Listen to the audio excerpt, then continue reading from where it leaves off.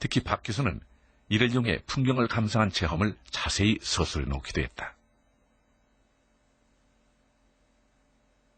카메라 obscura는 이처럼 대상을 제대로 살필 수 있는 광학기구로 입체감, 실제감 등을 확보할 수 있어 당시 서양 화법이 수용되기 시작했던 조선의 화단에도 적지 않은 영향을 끼쳤던 것으로 보인다.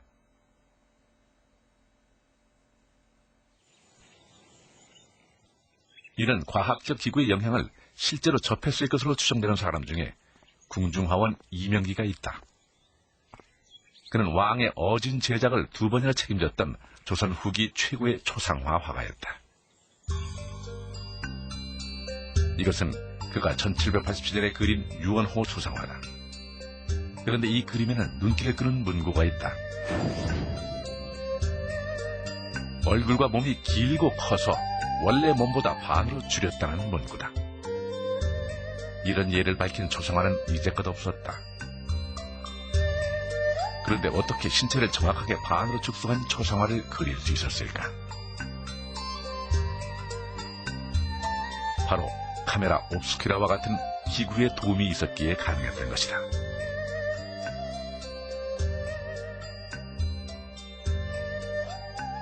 그래서 중국에서는 카메라 옵스큐라를 추경경, 즉 사람의 모습을 줄이는 거울이라 부르며 인물화 제작 등에 많이 사용했던 것이다. 원래 몸의 절반으로 2분의 1로 축소해서 그렸다, 이런 표현을 쓰고 있어요. 그러니까 지금 이명기의 이원호 초상은 길이를 재보면 84cm거든요. 그러니까 키가 1m 68쯤 된다는 거죠. 그러니까 이런 그 표현을 초상화에 쓴 걸 보면 분명히 카메라 옵스쿠라 같은 기자재를 이용해서 2분의 1로 축소했구나, 이런 걸 알 수가 있죠. 또한 이명기는 서양 화법의 영향도 크게 받았다.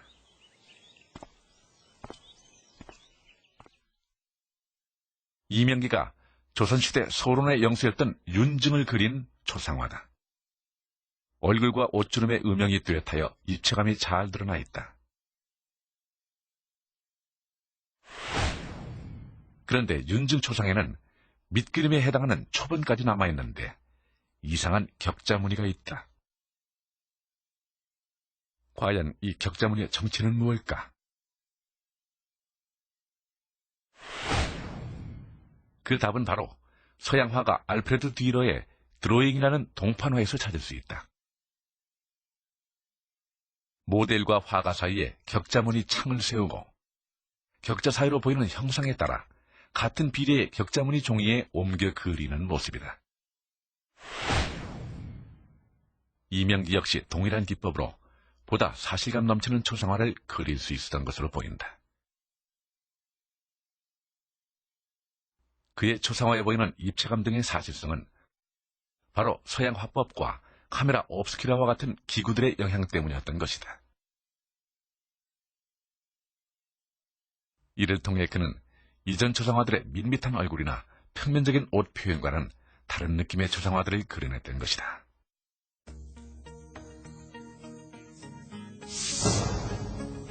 그가 그린 서직수 초상 역시 뚜렷한 입체감과 정밀한 실제감 등이 돋보이는 걸작이다. 그런데 이 서직수 초상화는 이명기 혼자만의 작품이 아니었다. 이명기는 얼굴만 그렸고 몸 부분은 바로 김홍도가 그린 것이다. 이명기와 김홍도는 정조 어진을 함께 그렸을 만큼 영향을 주고받았던 관계였다. 바로 이런 배경 때문에 김홍도 역시 서양 화법과 카메라 옵스큐라 등을 접했고 이를 통해 새로운 사실성을 추구할 수 있었다는 가능성이 제기되고 있는 것이다. 실제로 그가 서양 화법의 달인이었다는 당시 기록도 남아있어 이런 가능성의 설득력을 높여주고 있다. 그 김홍도가 서양 화법의 영향을 받았다는 증거는 그 당시 문인인 이규상이라고 하는 문인이 쓴 화주록이라고 하는 화평이 있어요. 그 화평에 보면 당시에 그 도화서 화원들이 사면청량법이라고 하는, 지금으로 하면 투시원근법이 되겠는데, 그런 사면청량법을 서양 화법의 영향을 받아서 많이 활용했는데 그 중에 김홍도가 제일 잘했다, 이렇게 밝혀져 있습니다. 김홍도는 이처럼 새로운 화법들을 받아들이며 자신의 사실주의 화풍을 완성해갔다. 그의 뛰어난 사실 묘사가 돋보이는 또 다른 작품이다. 노인 위안잔치를 그린 이 그림의 주인공은 모두 64명. 총 등장인물은 무려 257명이나 된다. 자세히 보면 등장인물들에 대한 묘사가 매우 치밀한 것을 알 수 있다.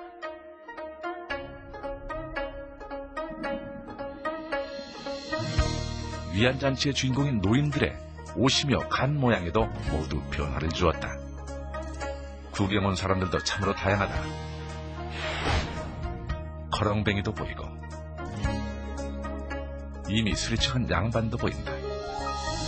게다가 소나무 아래에서 잔수를 파는 아나까지 매우 다양한 인물들을 꼼꼼히 담아내고 있다. 그야말로 현장의 생동감이 그대로 느껴지는 그림이다. 1795년 정조의 수원 행차를 그린 화성 능행도병.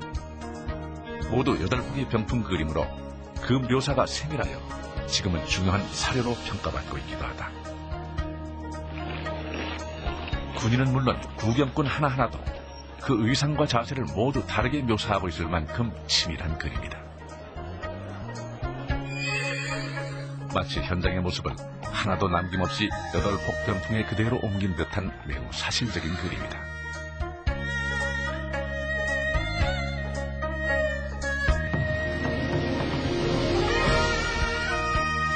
이처럼 김홍도는 철저한 리얼리티를 구현하며 거장이 되어간다. 그러나 우리가 그를 기억하는 이유가 비단 그의 뛰어난 사실성 때문만은 아니다.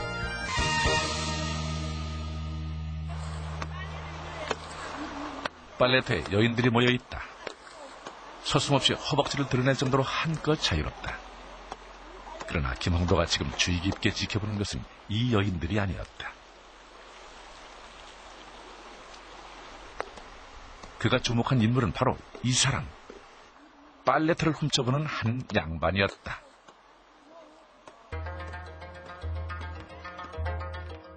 김홍도는 자신이 지켜본 이 양반을 그림 속에 그려넣었다. 빨래터 그림 속의 이 인물로 인해 우리는 김홍도의 풍자와 해학을 또렷하게 기억하게 된다.